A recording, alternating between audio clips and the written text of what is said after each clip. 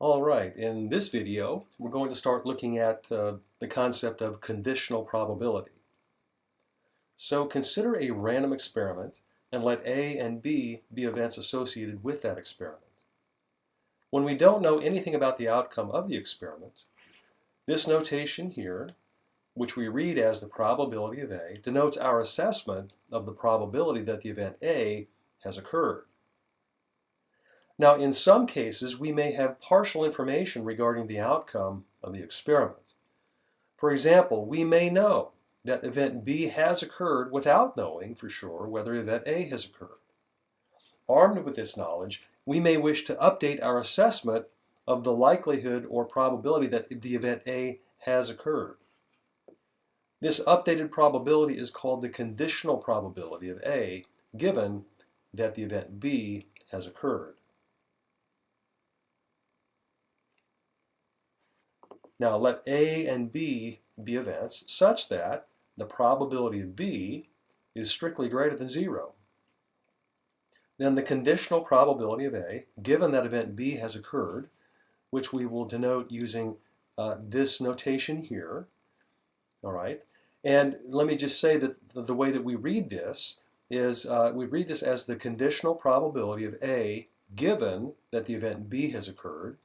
And so that vertical bar there is read given. And so this conditional probability that A has occurred, the conditional probability of A given that event B has occurred is defined in this way right here.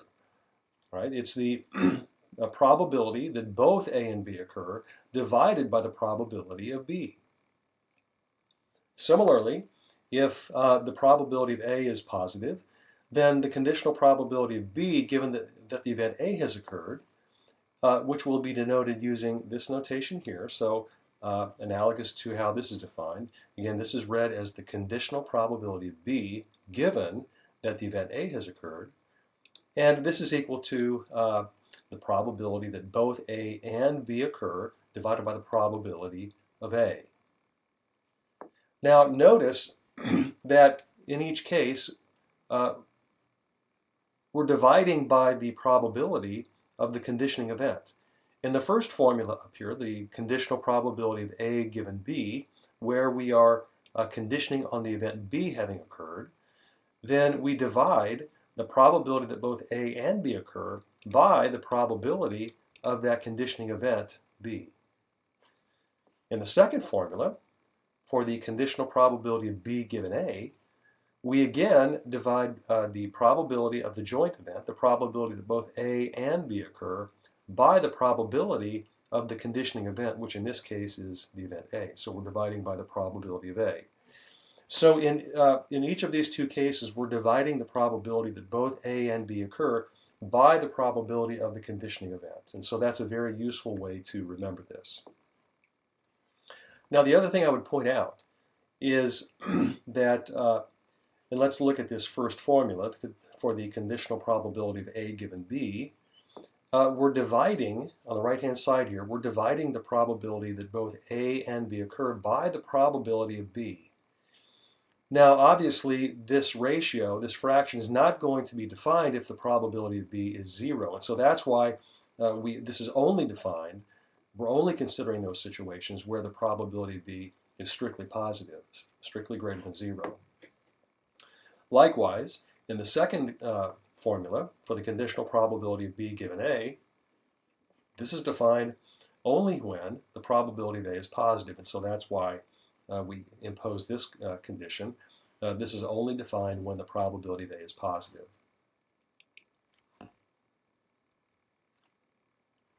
Now, this leads us to a very useful result called the multiplication rule. If in the definition formula for conditional probability, we multiply both sides of the formula by the denominator, we get very useful formulas for the probability that both A and B occur. And each of these is a version of the multiplication rule. And so again, if we take that first conditional probability formula from the previous slide, all right, so let me go back to that previous slide. So we're looking at this formula here. Notice that we can, we can solve this equation for the probability of A and B occurring by multiplying both sides by the probability of B. And so that would, if we do that, if we multiply both sides of this equation by the probability of B, that would clear the fraction here. That would clear the probability of B out of the denominator. All right, and so when we do that, we get this nice formula, this nice expression for the probability of A and B occurring. All right, and so it's equal to the probability of B times the conditional probability of A given B. In the same way, we can utilize this formula from the previous slide, multiply both sides by the probability of A to again get an expression for the probability of A and B occurring. And so when we do that, this is the formula we get. So using this formula, we could calculate the probability that both A and B occur by multiplying the probability of A, the unconditional probability of A, times the conditional probability of B given A. And so the multiplication rule, then, we have this, this set of equalities here. The probability of the joint event, A and B occurring, can be computed using either one of these formulas, depending upon what information we have.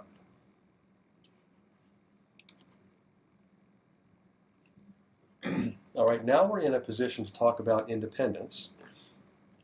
Events A and B are said to be stochastically independent if the conditional probability of A given B is equal to the unconditional probability of A, and the conditional probability of B given A is equal to the unconditional probability of B.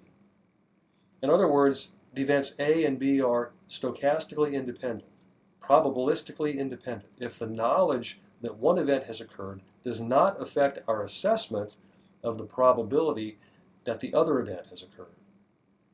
Now remember, and let me go back to the very first slide that we talked about. We were talking about sometimes when we have partial information about the outcome of an experiment, that is going to lead us to update or adjust our assessment of the probability that another event has occurred. But when that partial information does not cause us to update it, right, we say that the two events are independent. Right? Knowledge that the one event has occurred does not inform for or against our assessment of whether or not the other event has occurred. And so that is what we're talking about when we say that the two events are stochastically independent or equivalently probabilistically independent. Now, the definition here of stochastic independence involves two conditions, all right, connected by the logical word and. So both of these have to be satisfied. The probability that the conditional probability of A given B being equal to the unconditional probability of A, and the conditional probability of B given A being equal to the unconditional probability of B. So in terms of the definition, both of these statements have to be satisfied, but it can be shown, right? So this would be a theorem following from the definition. It can be shown that the first condition, which is the conditional probability of A given B, is equal to the unconditional probability of A. That is true if and only if, the second condition is true. In other words, the conditional probability of B given A being equal to the unconditional probability of B. And so the implication of this, the practical implication of this, is that in checking independence, we don't have to check both of these conditions to make sure they're true. If one is true, then the other is true. So in other words, if we can show that this first condition is true, if we can show that the conditional probability of A given B is equal to the unconditional probability of A, then we know that automatically this condition is going to be satisfied as well. And vice versa. If we can show, based on information about these two probabilities that we have, if we can show that the conditional probability of B given A is equal to the unconditional probability of B, then we know automatically that the first condition will be satisfied. We don't need to check it. And so from a practical standpoint, in attempting to show or attempting to determine whether or not two events are independent, it suffices to check just one of these. All right, if this one is true, then we know that this one will be true, and the two events are independent. Likewise, if we can show that one's true, then we know that the first condition is true, and we know that they're independent. On the other hand, if we check the first condition and it's not true, then we know that the second condition is not true, and therefore the two events are not independent. And likewise, if we check the second condition and we see that it's not true, then we automatically know that the first condition is not true as well, and so again that the two events would not be independent.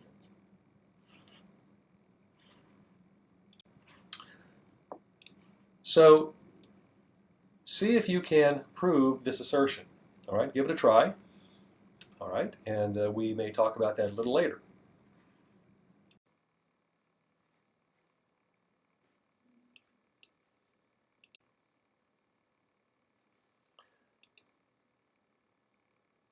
Now, if we combine the definition of independence with the multiplication rule, we see that two events A and B are independent if and only if the probability that both A and B occur is equal to the unconditional probability of A times the unconditional probability of B. Now, in some courses, in some textbooks, this is given as the definition of stochastic independence. But this is actually not the definition, but it's a theorem that follows from the definition of independence and the multiplication rule. Now, this result is useful in the following two ways. If we know that A and B are independent, and we know the values of the unconditional probability of A and the unconditional probability of B, then we can compute the joint event, or the probability of the joint event, the probability that both A and B occur. By the stochastic independence of A and B, the probability of the joint event, A and B, is given by this formula.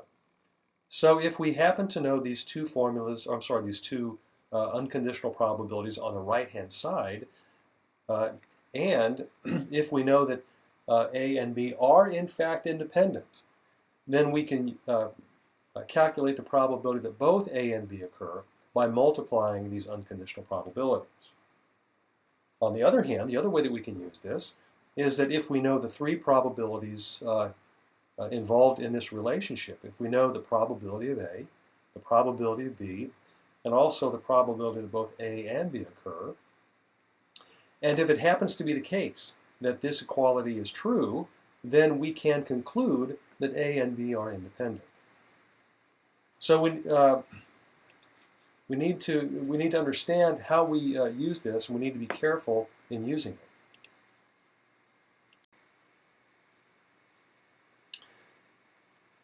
We don't want to use this formula to calculate the probability that both A and B occur unless we know that A and B are in fact independent. And we may be able to discern that from the nature of the experiment, and we'll see examples of that. All right. On the other hand, we can use this relationship to determine whether the two events A and B are independent if we happen to know these three probabilities and if they stand in relation to each other according to this equality here.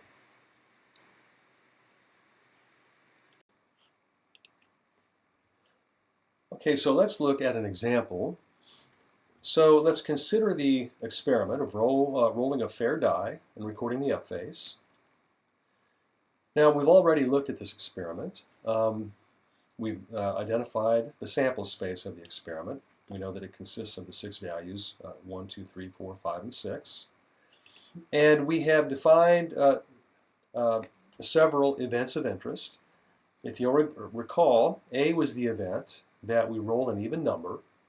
C was the event that we roll a number strictly less than 4. And then D was the event that we roll a number less than or equal to 4. And so, two questions that I want you to consider. Number one, are events A and C independent? Are the events roll an even number and roll a number strictly less than 4 stochastically independent? And likewise, are events A and D stochastically independent? So is the event rolling an even number and rolling a number less than or equal to 4 stochastically independent? Now this is perhaps, we may speculate. We may speculate whether or not they're independent, but it seems to me that it's not real easy to be able to discern this just from the description of the experiment. And so we're going to have to use probabilities. All right, and so recall that the probability of A is 1/2, the probability of C is 1/2, and the probability of D is 2/3. We computed these probabilities previously. So again, these are unconditional probabilities. And then let's note the following. The event rolling a number strictly less than 4 can be written as A and C. Okay? And that the event rolling an even number less than or equal to 4 can be written as the event A and D. All right, so each of these is a joint event involving A. The first one is A and C, and the second one is A and D.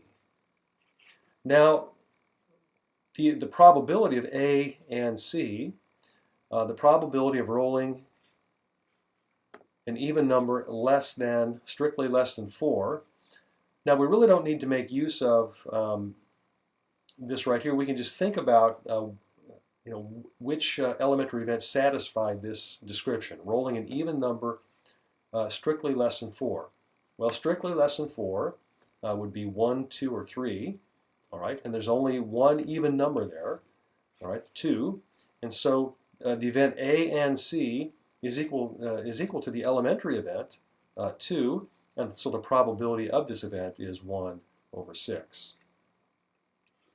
Okay, from that we can then use the definition formula to calculate the conditional probability of A given C.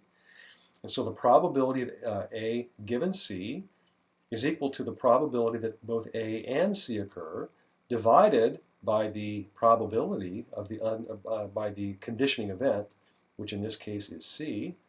And so we have 1/6, which we calculated here.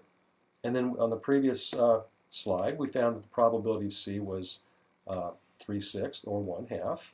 All right, so I'll just write that as 3/6. And so we see that the conditional probability of A given C is equal to 1/3. Now, because the conditional probability of A given C, which is equal to 1/3, is not equal to 1/2, which is the unconditional probability of A, we can conclude by the definition of independence that events A and C are not stochastically independent. So while it's kind of difficult just to think intuitively about this and come to the right conclusion, we can use the probabilities themselves along with the definition of independence to get a clear conclusion that the two events are not independent.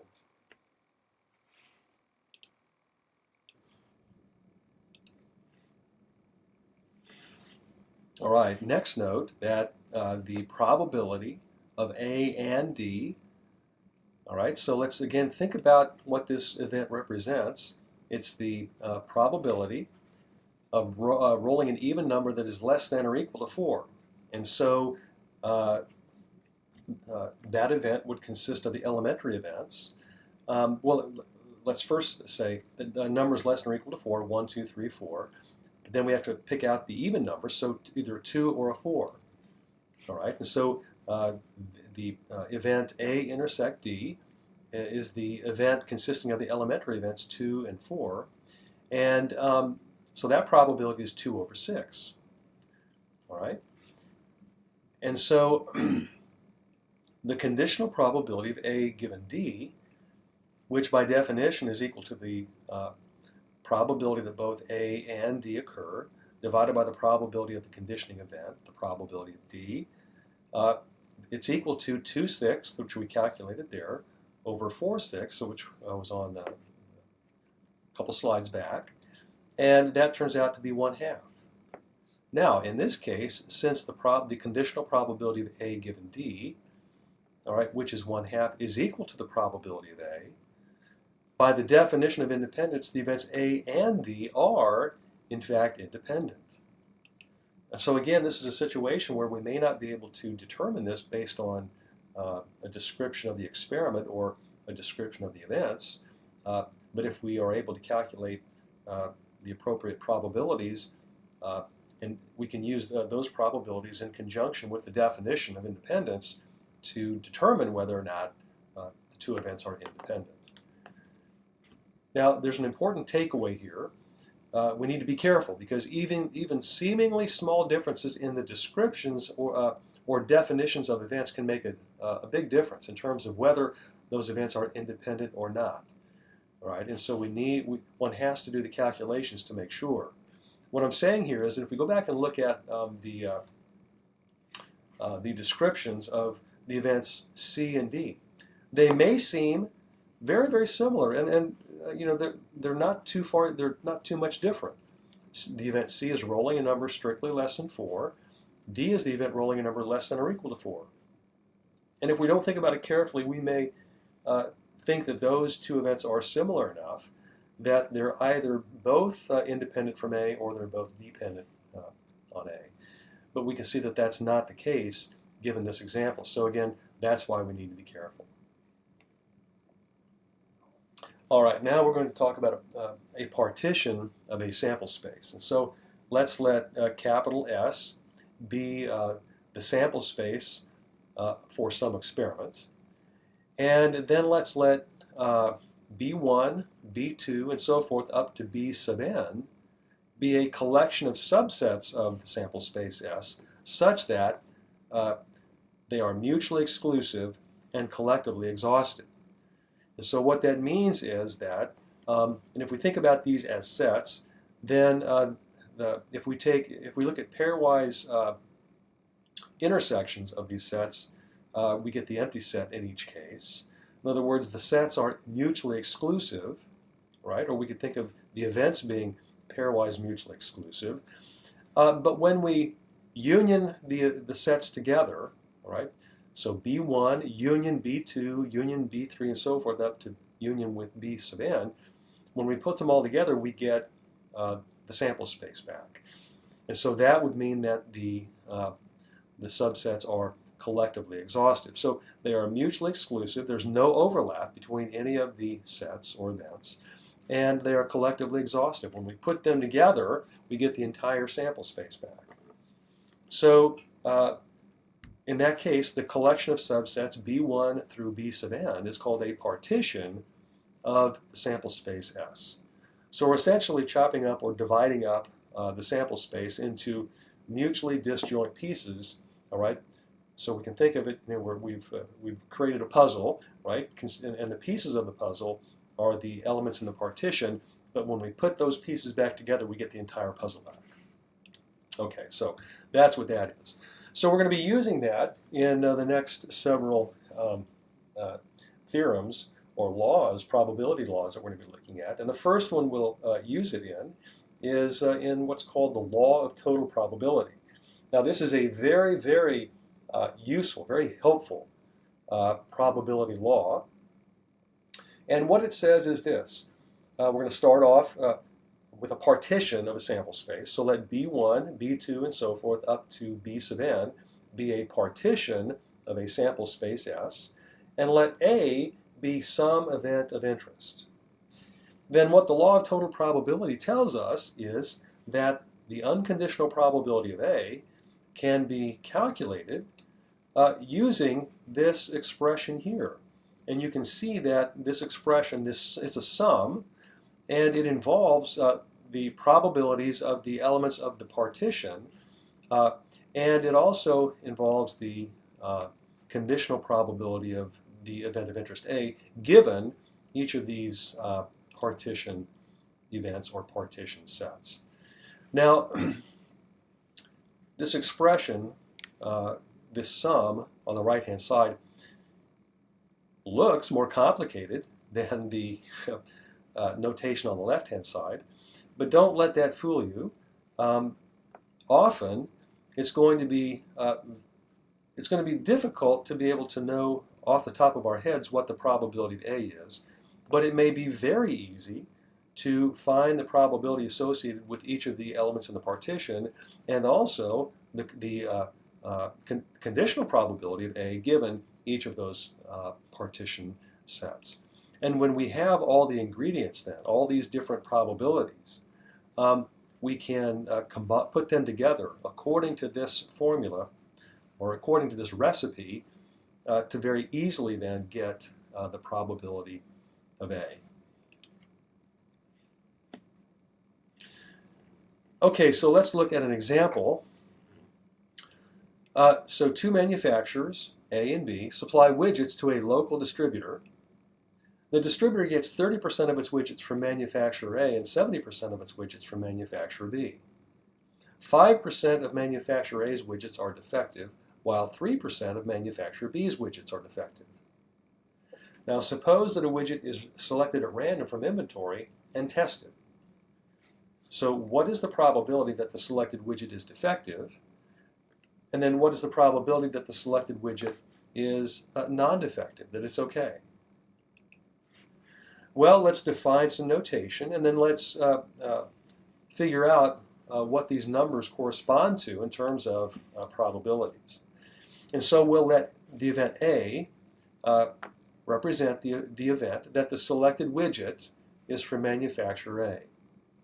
And we'll let B be the event that the selected widget is from manufacturer B. Finally, we will let D represent the event that the selected widget is defective.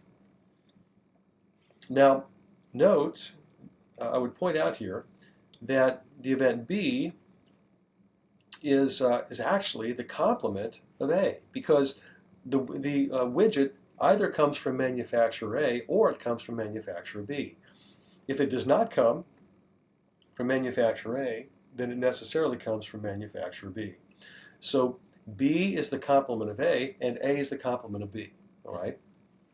But I just point this out because when we write out when we utilize the law of total probability, all right, we need to make sure that we understand why it is we're writing it out in the way we do. So moving on, we know from the statement of the problem then that the probability of A is 0.3. So the probability that the selected widget is from manufacturer A is 0.3. Now why is that? Because 30% of the distributor gets 30% of its widgets from manufacturer A. Likewise, the probability of B is 0.7 because the remaining percentage of the widgets come from manufacturer B. Okay, we also know that the conditional probability of D given A, in other words, the conditional probability that the widget is defective given that it comes from manufacturer A, is 0.05. And that's because 5% of manufacturer A's widgets are defective. Likewise, the conditional probability of D given B is 0.03. The conditional probability that the widget is defective, given that it came from manufacturer manufacturer B, is 0.03, and the reason for that is the statement that 3% of manufacturer B's widgets are defective. So we've defined a notation that we're going to use. We have determined what the various numbers represent in the statement of the problem. They are either unconditional probabilities, as we have here, or they are conditional probabilities. And we actually have everything we need to apply the law of total probability. So again, if we think about this question here, what is the probability that the selected widget is defective? What we're wanting is the probability of D. But off the top of our head, based on the statement of the problem, it may not be obvious what that is. But we do have all the ingredients we need, all right, to plug into the law of total probability, all right. And so using the notation that I've defined, I can write the law of total probability in this way. Now, the one thing I want to point out here is if we were writing it in exactly the same format that it was given in the definition, then we would have the probability of A times the conditional probability of D given A plus the probability of A complement times the conditional probability of D given A complement. And that is why I pointed out here that B is equivalent to A complement. All right, so this is in fact a legitimate way to express the law of total probability in the context of this problem using the notation that I've defined. And so we have all the ingredients we need to for this recipe, so we just plug them in. And so what we find is that the probability that the unconditional probability that the selected widget is defective is 0.036. And if we wanted to state this in terms of, say, a percentage, what we could say is that 3.6% of the widgets in the inventory are defective. The law of total probability could also be used to obtain the probability of D complement, which is the probability that the selected widget is not defective. Or in other words, the probability that the widget is okay. So we could apply the law of total probability to do this, but it's easier to obtain it using the complement rule. Remember the complement rule, right? That's our friend. We're going to use it a lot. Okay, we get it's very helpful in many situations. And so because D complement is the complement of D, we can calculate the probability of D complement via the complement rule. 1 minus the probability of D, so 1 minus 0.036, and therefore 0.964. So the probability that the selected widget is not defective is 0.964.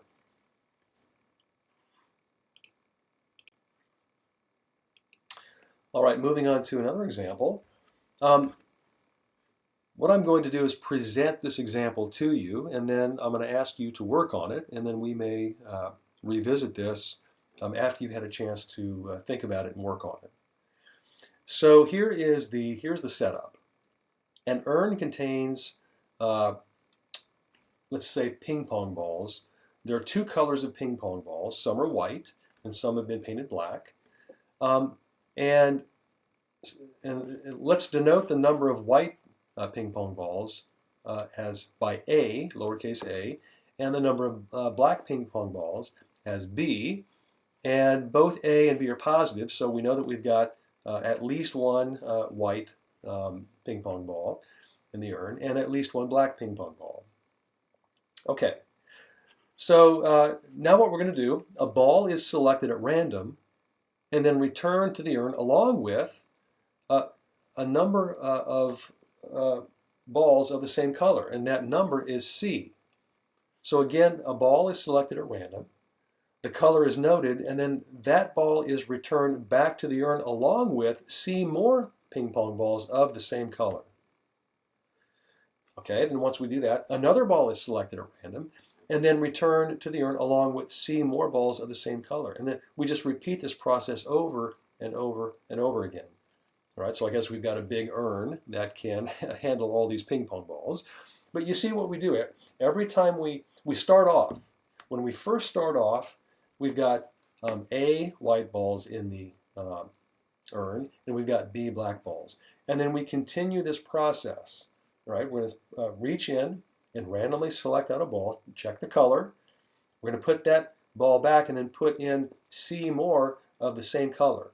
So if we selected, so for example, if C was 5, then we reach in the first time, and if we pull out a black ball, we're going to put that black ball back in, and then we'll put 5 more black balls in. Then we'll reach in again. And then maybe this time we pull out, well, maybe we pull out a black ball again.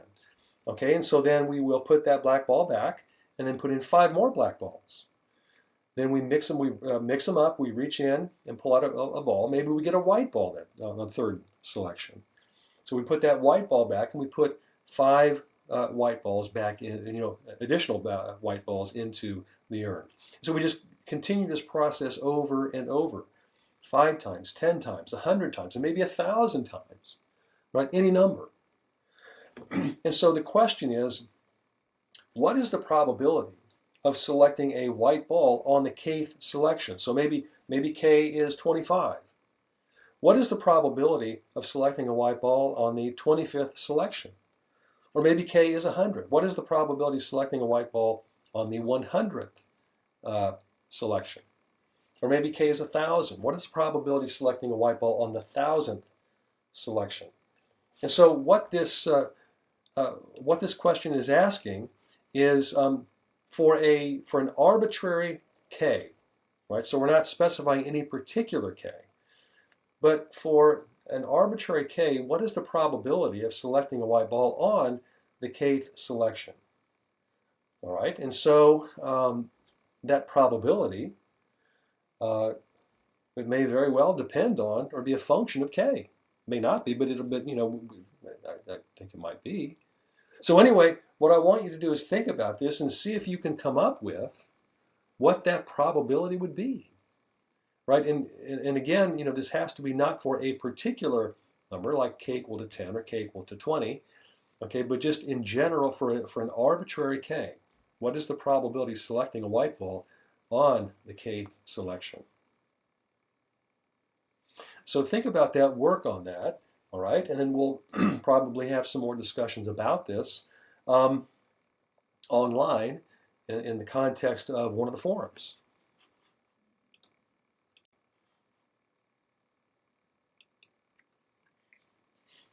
Okay, now the next very helpful probability law or probability theorem is called Bayes' theorem. And again, we're going to utilize this idea of a partition of a sample space. So let B1, B2, and so forth up to B sub n be a partition of a sample space S, and let A be an event.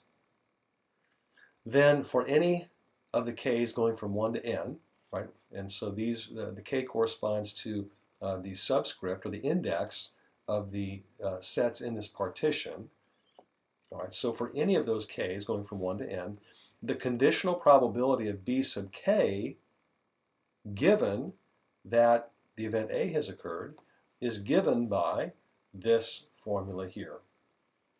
And this is what is called Bayes' theorem, and it's a very, very helpful probability rule or probability theorem. And it looks kind of complicated, but it's really not that difficult to remember, all right, and use. And so let's take a look and see how we might use this.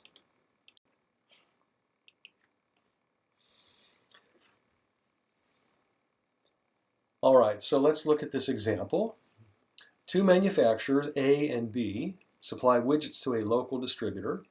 All right, so this is we're continuing on with the same kind of example, or at least the context of that example that we looked at in the previous example. So the distributor gets 30% of its widgets from manufacturer A and 70% of its widgets from manufacturer B. 5% of manufacturer A's widgets are defective, and 3% of manufacturer B's widgets are defective. Now suppose that a widget is selected from inventory, it's tested, and it's found to be defective. So the question is, what is the probability that the widget came from manufacturer A? In other words, given that we've determined that the widget is defective, what is the probability that the widget came from manufacturer A? And then, as another question, what is the probability that the widget came from manufacturer B? So this is a little bit different problem than the previous example. In the previous example, we had this same situation, the same context, but the question of interest was, what is the probability? We're getting ready to go back and select a widget at random. What is the probability that we select a widget that is defective? But here, we're told that we've gone and selected a widget, we've actually tested that widget, and we've determined that it is, in fact, defective. So given that partial information about the outcome of this experiment, what is the probability that the widget came from manufacturer A? And so I think you can see the difference in the two problems. And so again, we're going to define the same events as we had in the previous example. So A is the event, that the selected widget came from manufacturer A, B is the event that the selected widget came from manufacturer B, and then D is the event that the selected widget is defective. And again, I'll point out that the event B is equal to or equivalent to A complement. And we could just use A complement here, but I think that this is a more natural way to say it, but we just need to kind of keep track of this mentally, this relationship here. And again, we have the same information regarding what those percentages correspond to in terms of probabilities, right? And so we'll utilize those. And so we can apply Bayes' theorem to obtain the conditional probability of interest. Again, the question is, what is the probability that the widget came from manufacturer A? Now, we need to realize that this is conditional on the fact that the widget is found to be defective. So a complete way to make the statement would be, what is the conditional probability that the widget came from manufacturer A given that the widget is defective? All right, so that would be a complete way to say it, but you need to understand and you need to get used to the fact that many times statements are not stated that explicitly or that completely. So you need to be able to really understand what's being asked and what other information, what we're given in terms of partial information. Okay, so we're wanting to find the conditional probability of A given D. All right, and now notice that we do have a partition of a sample space here. The partition is based on the two events A and B, right? So the partition consists of just two events, either the widget came from manufacturer A or it didn't, right? A and A complement, or equivalently, A and the event B. So A and B together comprise a partition of this sample space, all right? And so let me just go back to the expression for Bayes' theorem, or that is used in Bayes' theorem. And so we just need to kind of keep track of what the different events represent. So in the context of this example, what is denoted by A in the statement of Bayes' theorem is actually event D in that example, right?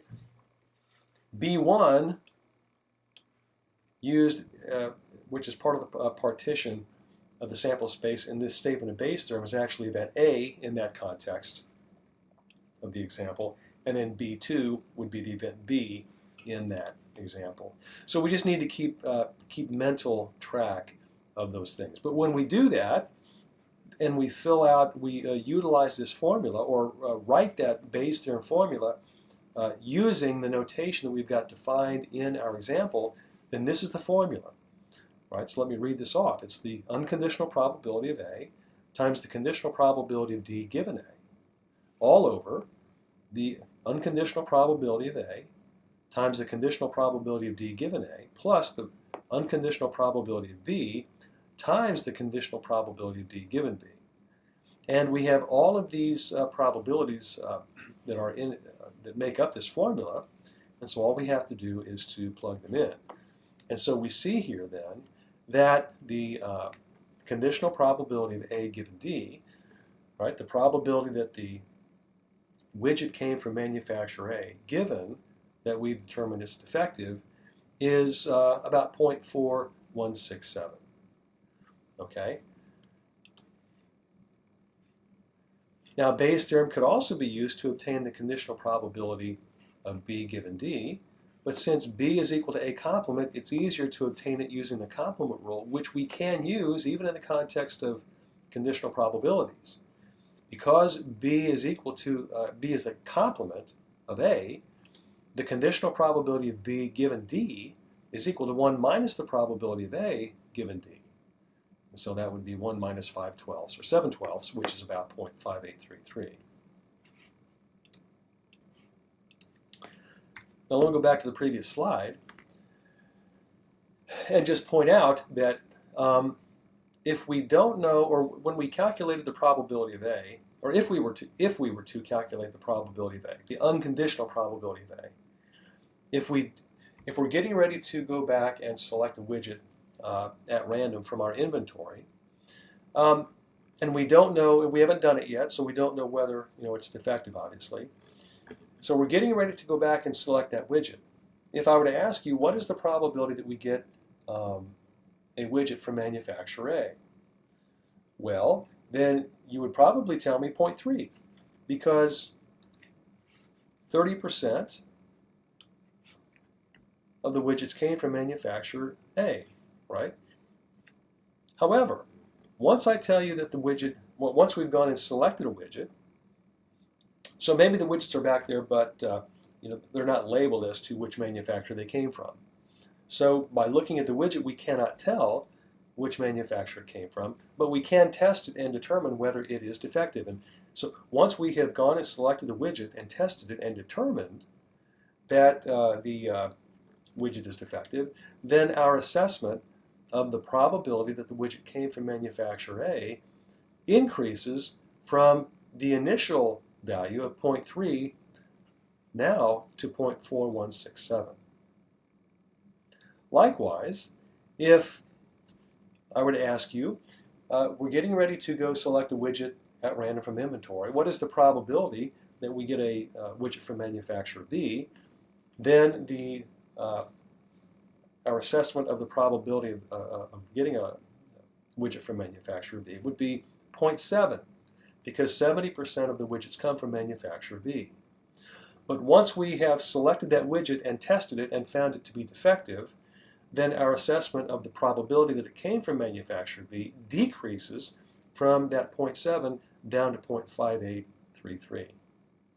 So having partial information about the outcome of the experiment does, in fact, affect our assessment of the probability that the widget came from manufacturer B or A, and also our assessment of the probability that it came from manufacturer B. So just think about that and make sure you understand why that is.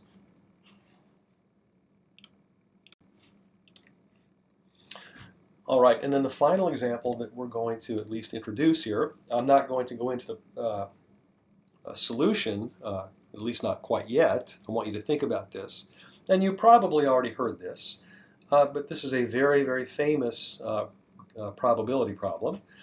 It's called the Let's Make a Deal problem, and or the Monty Hall problem, and it's from or it relates to the television game show Let's Make a Deal, which was on TV for the first time, at least, many, many, many years ago. The host of the show was Monty Hall. I think that the show is back on the air with a different host. But anyways, here's the problem. Suppose that you're on a game show and you're given the choice of 3 doors. Behind one door is a car, and behind the other 2 doors are goats. Now, I'm not lying. They used to do that. Okay, they would have some really nice prize, like a car or a boat or whatever, behind one door, and then behind the other doors they would have not so great prizes like goats or whatever. But anyway, you pick a door, say door number 1. And so the idea is you're going to pick a door, and you're eventually going to get some kind of a prize. The host, Monty Hall, says, okay, which door would you like? Suppose you say door number 1.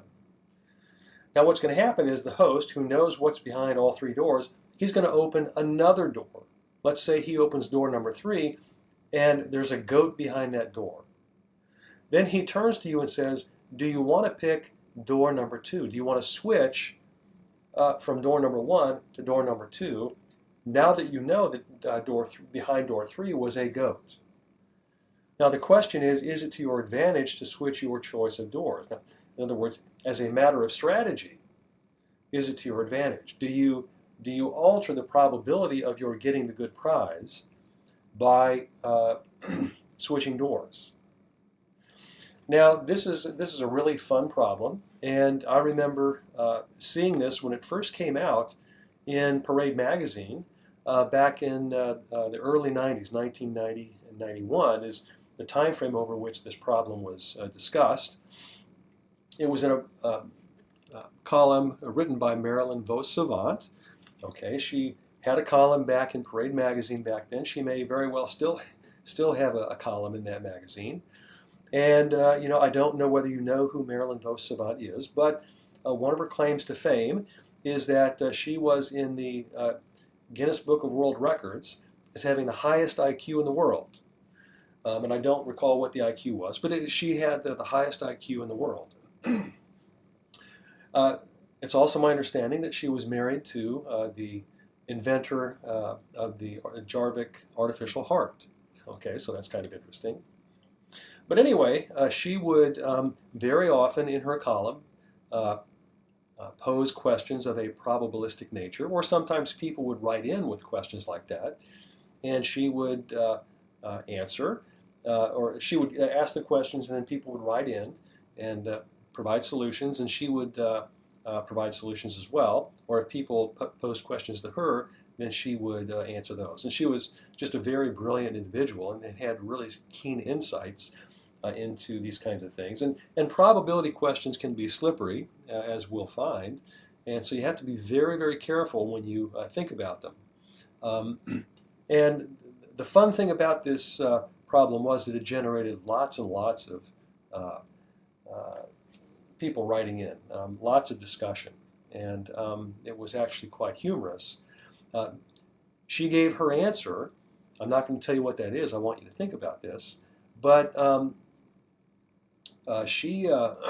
many people, after she provided her solution or her answer to this question, is it to your advantage to switch, your choice of doors, many people over the next several weeks, perhaps months, wrote in and told her she was wrong. Now, you had people, you had mathematicians and statisticians and people with quantitative backgrounds writing in to tell her that she was wrong. And in some cases being quite insulting when they would tell her how wrong she was. But it turns out that she was actually right, and so it was very entertaining to read about that. So that is, I think that I'm going to stop the video here. This is getting kind of long. And I finished up talking about these probability rules and conditional probabilities. And so I want you to think about this question here, this problem, this example. Also think about the example with the urn containing the ping pong balls. All right, and see if you can come up with solutions for each of these. And I'm sure that we will be discussing these in the context of the Moodle forums.